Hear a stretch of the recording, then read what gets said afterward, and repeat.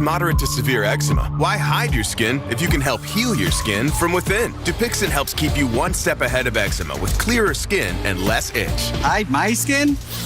Not me.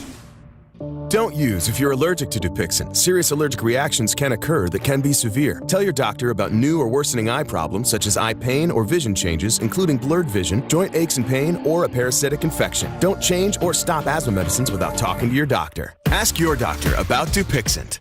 Tomorrow, our exclusive with Hollywood power moms Kerry Washington and Jennifer Garner. I did almost burn my kitchen down. Oh boy, from Jen's cooking confessions to Kerry's scandal reunion. We love a party, so we not let each other go. We like that. Now, before we go, our hearts are heavy this morning. They really are. We want to send all of our love and support to the family of former Miss USA and extra correspondent Chesley Christ, who passed away from an apparent. Happening now. Sheriff Javier Salazar says nerves are on edge at the Bexar County Jail following the deadly attack on an inmate at the hands of 2 gang members. The details coming up. Big temperature swing on the way. Get ready for a strong cold front later this week. We'll talk about how cold it's going to get and if there's any wintry precipitation associated with it in just a bit. Your old devices can be a treasure trove of personal information for identity thieves. Coming up, why it's important to wipe your hard drive and how to do it. The News at 5 starts right now. 2 jail deaths in 2 days. First at 5, the day after a 29-year-old Bexar County Jail inmate died at a local hospital from COVID-19 complications. The sheriff's office says another inmate killed inside the jail. This death, the result of a gang attack involving 3 known Texas Mexican mafia members. Alicia Barrera explains what went wrong. We're waiting for retaliation. We're waiting on the other shoe to drop. Nerves are on edge after 40-year-old Vincent Garcia was brutally attacked inside Bexar County Jail by 2 fellow Texas Mexican mafia members, identified as 50-year-old Ernesto Tavera and 28-year-old Brandon Lerma. This is what we train for. This is what our special operations groups train for. And I can tell you that some of our preparations have involved units that don't typically work in the jail. I can tell you our SWAT team is ready to respond. On Sunday at about 7 a.m. while conducting unit checks, Garcia asked to speak privately to the deputy on duty about his cellmates, Tavera and Lerma. All he would say was that he was uncomfortable in the living unit. Garcia was removed from the cell, but moments later, a BCSO cadet noticed warning lights activate, indicating a cell door had been disabled. The cadet says that he looked up from the console and saw 2 inmates rushing out of a unit, out of a cell, and rushing toward the officer and toward the deputy and the inmate.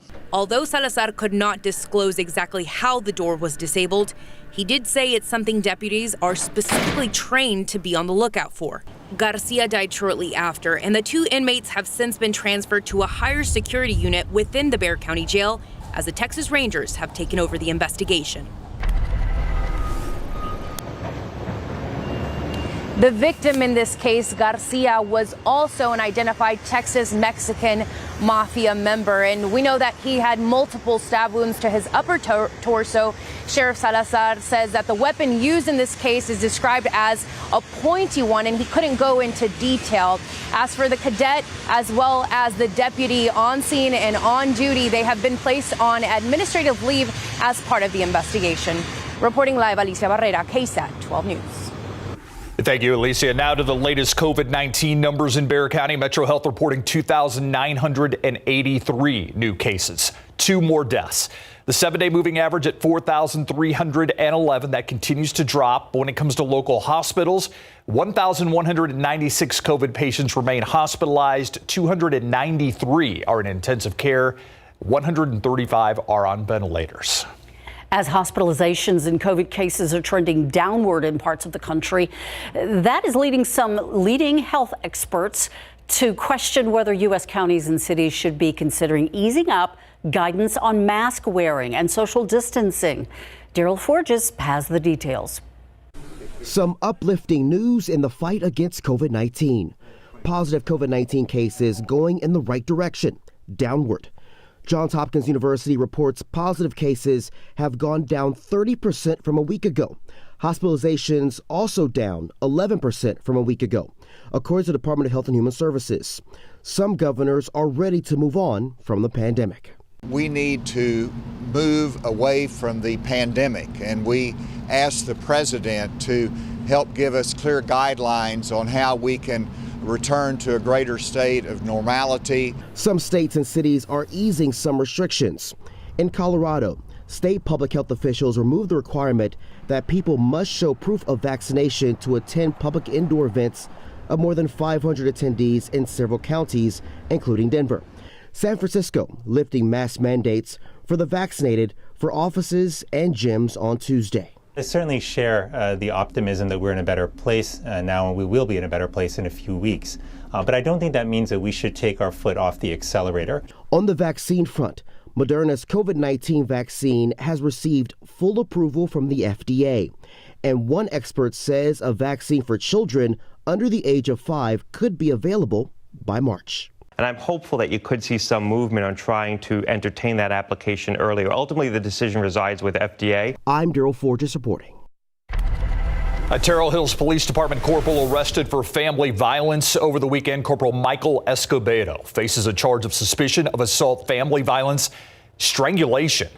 He was arrested by Bexar County Sheriff's deputies yesterday morning. The 32-year-old put on paid administrative leave.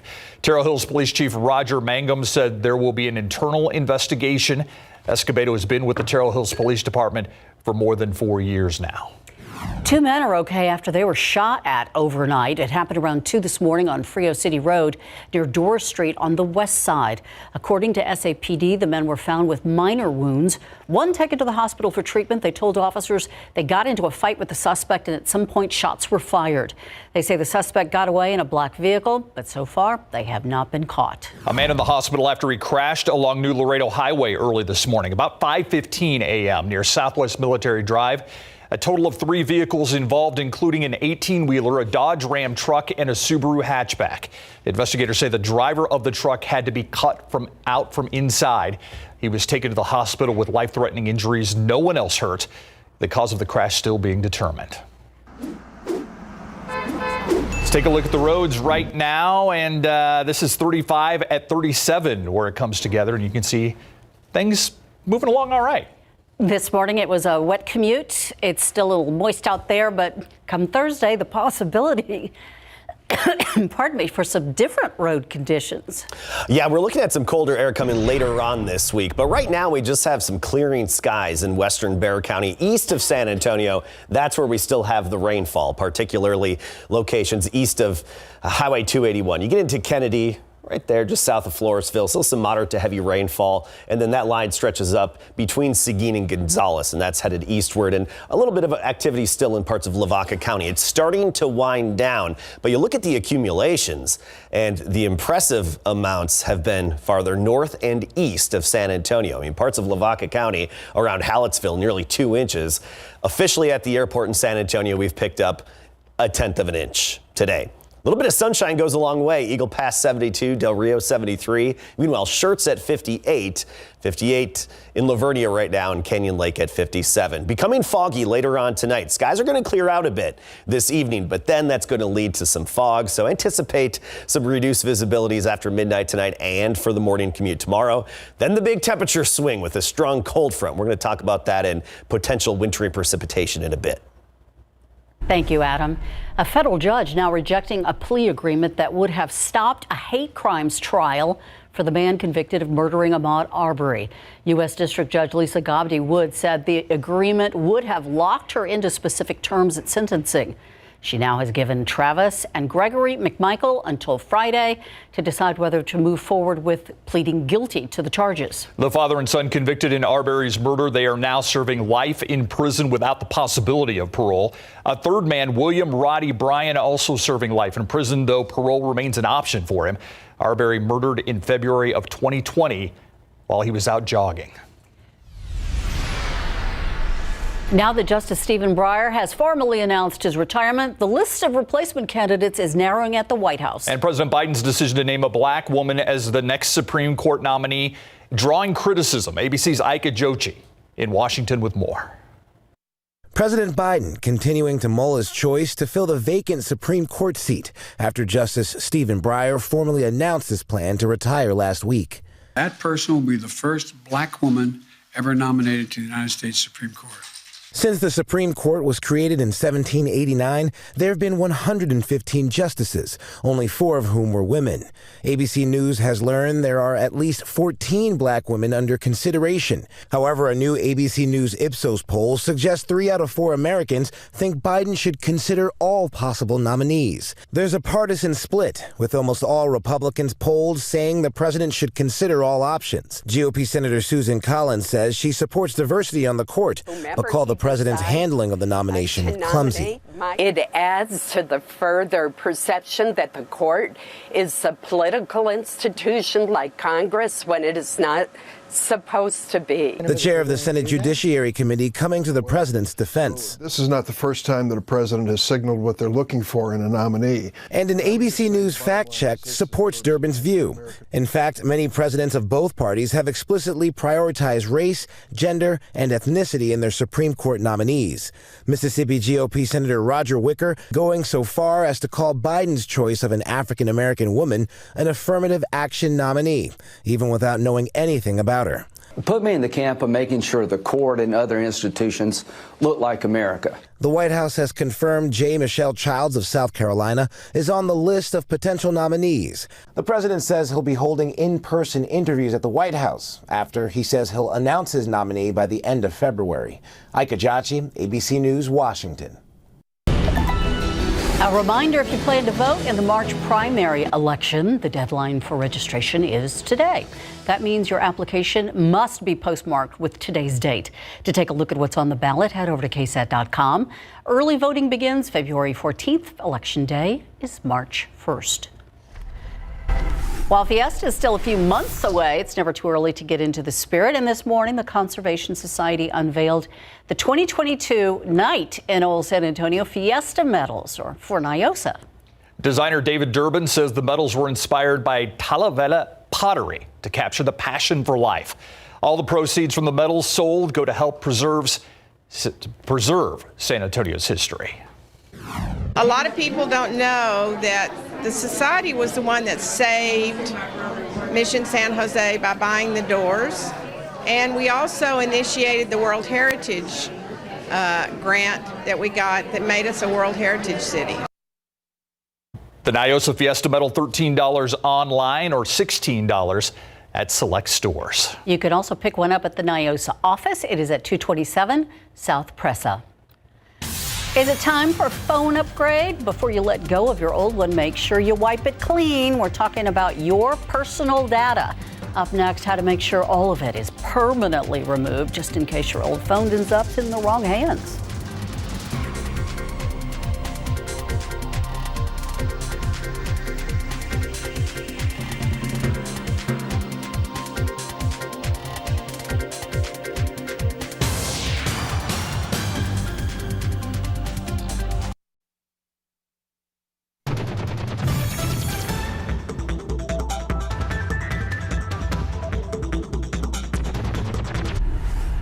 There is so much for us to discuss coming up at 6. We're going to talk about police union negotiations. Yes, they're still happening. Those negotiations have been ongoing for a year. We're going to give you the latest on the talks and tell you what's holding them up. Plus, finally home. A man who struggled with COVID and had to have a lung transplant is finally home, and he's going to speak with one of our reporters. It's a story that you definitely do not want to miss.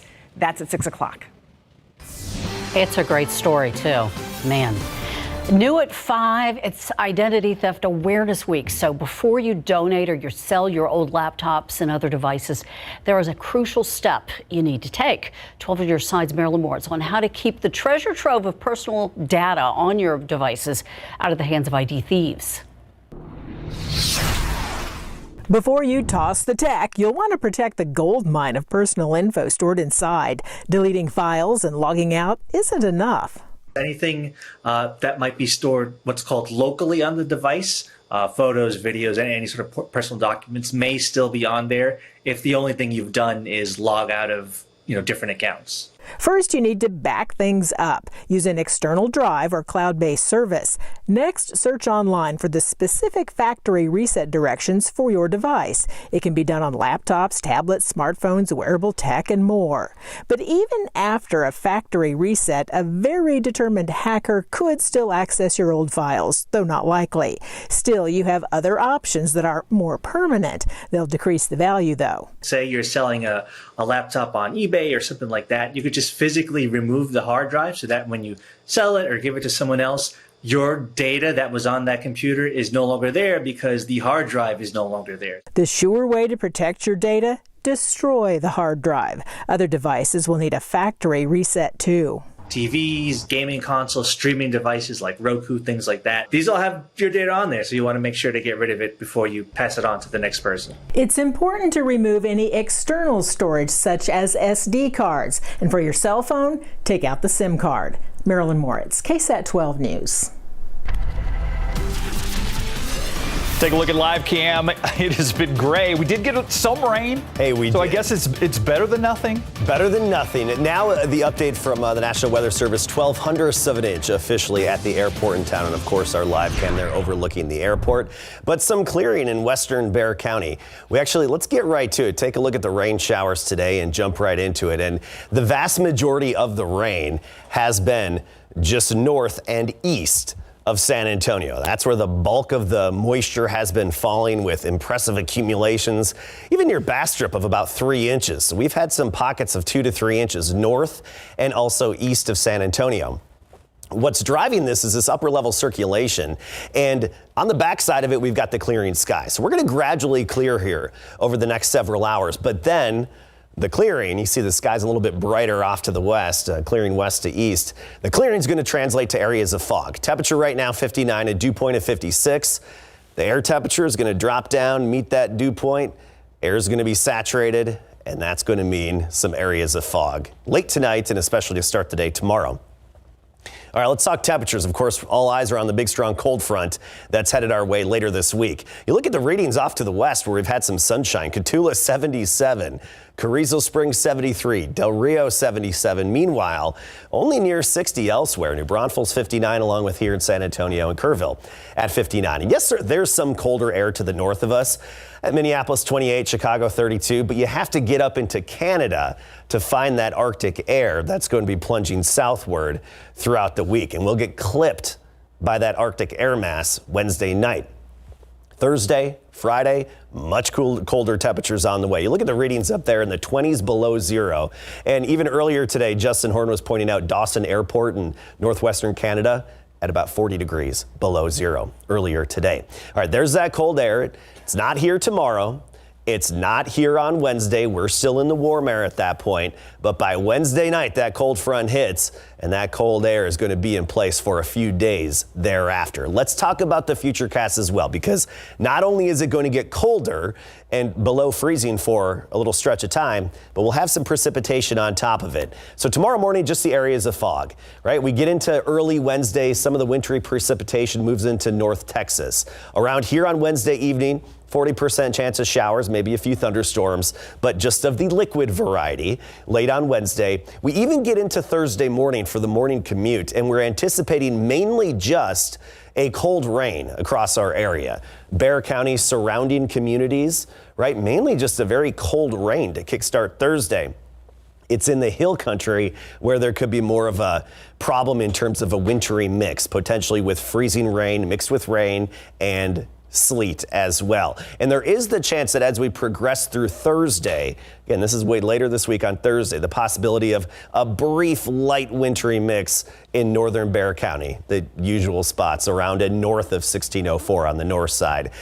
Right now, the impacts, however, seem to be fairly minimal for our area. And you look at the map in terms of the potential winter impacts. Right now, we've got the hill country in the minor category, and then you get to the moderate category as you get up towards San Angelo and especially into Oklahoma, more of a high and extreme impact event. The big headline is just the temperature drop. So tomorrow, we start the day at 51 with the fog. By the afternoon, we're in the lower 70s with the afternoon sunshine, light southerly breeze. Then look what happens with temperatures. Still 70 on Wednesday. By Thursday morning, we're 37. Thursday afternoon, we're near freezing. Decent amount of rain falling for the first half of Thursday. Friday morning, 23 degrees, so a hard freeze Friday morning, and even Saturday morning, a hard freeze. Those high temperatures in the 30s Thursday and Friday become the 40s and 50s by the weekend. And as for the time at or below freezing, I'd say an estimated about 20 hours across parts of Bexar County and surrounding communities. Thanks so much, Adam. We're ready. All right, so the shorthanded Spurs give the best team in the NBA a game last night. Yeah, a run for their money because they were in that game to the final 2 minutes. So when we come back, we'll show you how that happened last night and how they really exceeded the expectations. Shorthanded 3 starters and the local connection to Super Bowl 56 coming up.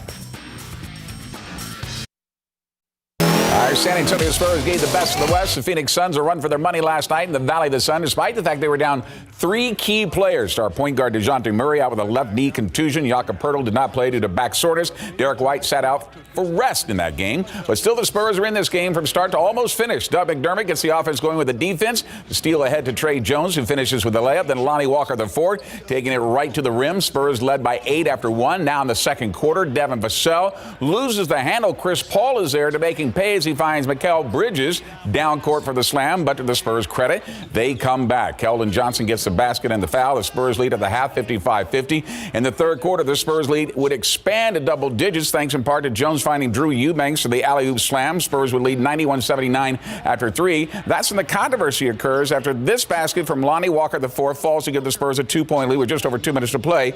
Devin Booker rolls over, committing a double dribble, but the officials ruled that Chris Paul called a timeout before that turnover. Pop was not happy. That turn of events gave the Suns a big second chance, and they take advantage. Devin Booker makes back-to-back baskets, including a 3 to finish at 28. The Spurs are outscored 36-19 in the fourth quarter, the 115-110 loss. I'm thrilled with how we played. We just did a little film to watch some of the mistakes down the stretch that a young team is going to make in an effort to just get smarter and understand what goes on in those situations. But I thought our guys were spectacular. We fought hard the whole night. We were down 3 of our biggest players, our leaders and everything. And so to be able to come out here and battle with them the way we did, I think that's a plus for us. All right, the final homestand before the rodeo road trip starts tomorrow night, 7:30 against the Golden State Warriors. Pro football coverage, powered by Davis Law Firm. Congratulations to cornerback Trey Flowers, a Judson High School graduate, is headed to the Super Bowl with the Cincinnati Bengals. A 26-year-old who graduated from Judson High School in 2013 is in his 4th year in the NFL, his first with the Bengals, who are making just their 3rd trip to the Super Bowl in team history and looking for their first win. And Trey is well aware of all the folks congratulating him and wishing him good luck in the Super Bowl 1 week from this coming Sunday in Los Angeles against the Rams. That's after the Bengals' 18-point comeback against the Kansas City Chiefs. Here's what he tweeted out. It's love. There's no way I can answer all of these messages. My friend, you don't have to. Congratulations and good luck in that game. Yeah, absolutely. 2 great games yesterday. Well, the whole playoff has been just spectacular this year. Let's hope the Super Bowl lives up to it. Yeah, thanks, Greg. Yeah. Go, Joe. We'll be right back. 70 the next couple of days, Tuesday and Wednesday. Wednesday evening, some scattered showers, maybe a brief non-severe thunderstorm, and then that's when the cold front hits. Temperatures down in the 30s all day Thursday, with some areas of cold rain potentially mixing with some light sleet or freezing rain, especially in the hill country. Hard freeze Friday morning, Saturday morning. A lot to watch. Thank you. See you at 6.